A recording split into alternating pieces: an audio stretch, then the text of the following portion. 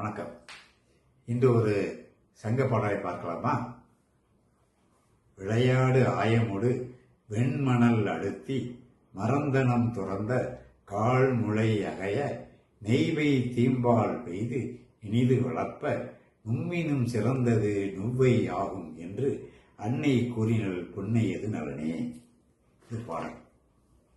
ஒரு வீட்டில் அந்த வீட்டு சிறுமி வீட்டுக்கு பின்னாடி உள்ள தோட்டத்தில் அவள் தோழியோட மணலில் கிச்சு கிச்சு தாம்பலம் விளையாடுறான்.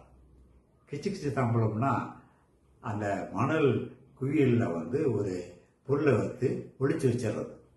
ஒளிச்சு வச்சுட்டு இவ பறைச்சிக்குவான். அப்போ எதிரில் உள்ள ஆள் அதை அங்கே தேடி எடுக்கணும். அப்படி விளையாடும் போது ஒரு புண்ணிய மர விதையை அதில் வச்சு விளையாடுறான். விளையாடி முடிந்தவனா அப்படி மறந்துடுறான். அந்த மணலில் விழுந்த விதை முளைச்ச செடியாக வந்தது. அப்படி செடியை பார்த்தவொன்னே அவளுக்கு கொண்டாட்டம், மகிழ்ச்சி கொண்டாட்டம். அதுக்கு பால் ஊற்றி வளர்க்குறான். பால் ஊற்றி வளர்ந்து அது செடியாக வந்துடுது. இதை கண்ட அவளுடைய தாய் ரொம்ப மகிழ்ச்சி அடைஞ்சு பரவாயில்ல பாராட்டுறான். இவ இந்த செடி தான் உனக்கு அடுத்து நம்ம வீட்டில் ஒரு குழந்தையா பிறந்திருக்கு. இவ இந்த செடி உன்னுடைய தங்கை அப்படிங்கிறான்.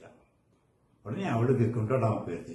தங்கையா அப்படி சொல்லிட்டு தங்கைன்னு சொல்லிட்டே அந்த செடியை வளர்க்குறான். அது வளர்ந்து பெரிய மரமாக வந்துடுது. பெரிய பின்ன மரம் நிழல் கொடுத்துட்டு இருக்கு.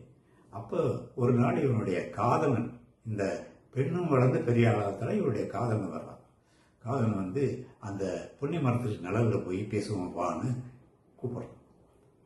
உடனே அது பக்கத்தில் இருந்த தோழி தலைவன்கிட்ட சொல்கிறா, அவள் வரமாட்டா, அவள் வர வெக்கப்படுறா அப்படிங்கிறான். தலைவன் கேட்குறான், எதனால வெக்கப்படணும்? ஒரு மரத்தானே, மரத்துக்கு தானே கூப்பிட்டு வேற எங்கேயும் கூப்பிடலையே அப்படிங்கிறான். நீங்கள் நினைக்கிறீங்க அது மரம்னு, ஆனால் அவளை பொறுத்தவரை அது மரம் இல்லை, அவளுடைய தங்கை.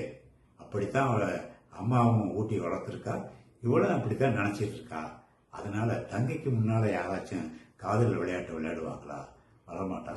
நீங்கள் வீட்டுக்கு வேணும்னா வீட்டுக்கு பின்னாடி பெரிய பெரிய மரங்கள்லாம், நிழல் மரங்கள்லாம் இருக்குது, அங்கே போய் கூட்டிகிட்டு போ அப்படின்னு அவன் தோழி சொல்கிறான்.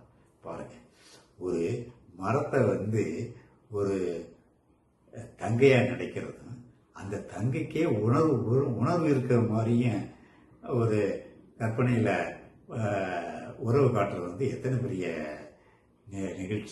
நிகழ்ச்சியான விஷயம். இது நம்ம சங்க காலத்தில் இருக்கிறத பார்க்கும்போது ரொம்ப பெருமையாக இருக்குது. நன்றி, வணக்கம்.